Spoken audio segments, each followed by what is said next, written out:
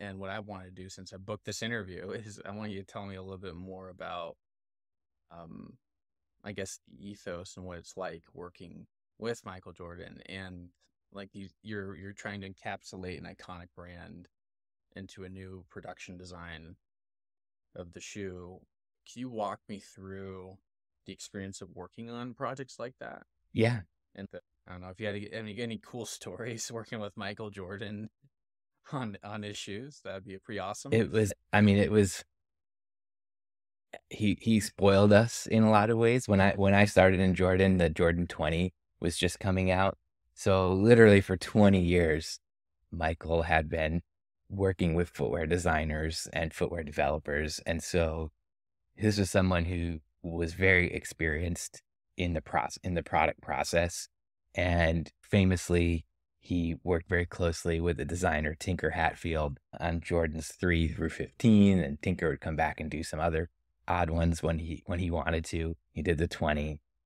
And so, you know, my first meeting with Michael was with my boss, who was the design director of Jordan at the time, Dwayne Edwards, who would be another great person for your show. Amazing. I could go off on a tangent on Dwayne, but amazing person, taught me so much. And when he was presenting the Jordan 21 to Michael, the first prototype, he allowed me to come to the meeting. So that was my first meeting with Michael, and it was probably within my first few months with the brand. And literally right off the bat, Michael thought of like 8 questions that we had been working on this thing like solitarily, and he's just, what about this? What about that? What about that? And we're all like, okay. I was just being very quiet. Dwayne was great at fielding all the questions. He's like, okay, we'll handle that. And so immediately, I realized this was someone who, one, didn't like to be kissed up to. He liked to be, when he was in the office with us, he wanted to be like he was working with us. And two, was just immensely knowledgeable and thoughtful, thinking about, who is buying the shoes and what's important to them. And so I had been,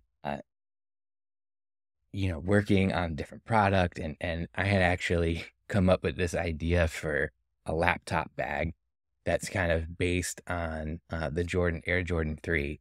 And ironically kind of started as a joke. Sometimes when we kind of engage in other forms of thinking, like comedy, we could get to some really amazing ideas. And I remember my boss had given me a pair of Jordan 3s that MJ had worn in his size, which is like 13 and a half. And one of my friends, another designer, Alan Strack, who was sitting next to me, joked, he was like, oh man, you could fit a laptop in those things. And so I just did a little drawing of basically a laptop. I'm somebody who, like, when I think something, I have to draw it, as you can see from my background. And I just drew like, oh, what if the Jordan 3 was a laptop bag? And Gentry Humphrey, who at the time was the footwear product director in Jordan, walked by my desk and he was like, Michael, what's that? And I was like, oh, it's just Alan made a joke. You could fit a laptop in Michael's shoes. And I just drew it. He's like, let me borrow that. I got a meeting with Foot Locker. And so he comes back a few hours later. He's like, yeah, they'll take 100,000. So at the time we make the prototype, the first prototype comes back out of the bag, and I'm just kind of wear testing it myself. And my boss, Dwayne, Michael invited Dwayne to go to a motorcycle race with him. At the time, Michael was really into motorcycle racing. He was sponsoring a team. It's this 3-day race at Mid-Ohio track, which is, I don't know, an hour or two outside of Columbus in the middle of nowhere. And he couldn't go.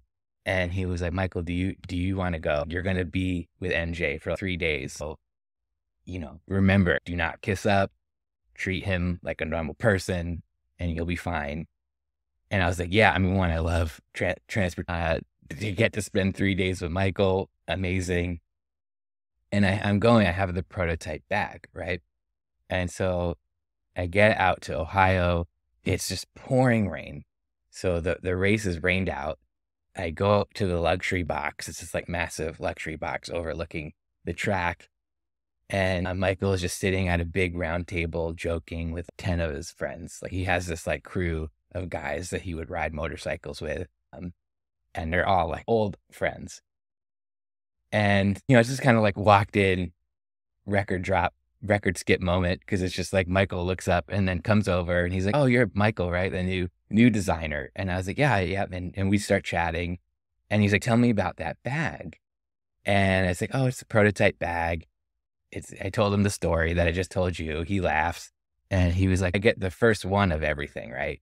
And I was like, "Yeah, of course." He gets the first thing off the line, and I was like, "This one is a prototype, though. It's all messed up, and I've been wear testing it." And he's like, "So I can't have that bag." And I was like, "No, I'll get you one." I'm trying to remember, treat him like an equal. I was like, I can't, I'm not going to give you this one. It's all messed up. I'll give you like a good one."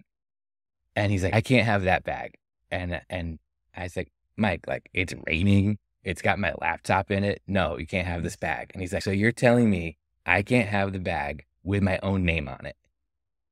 And at that point, I'm kind of committed, right? So I'm like, "No, you can't have this one."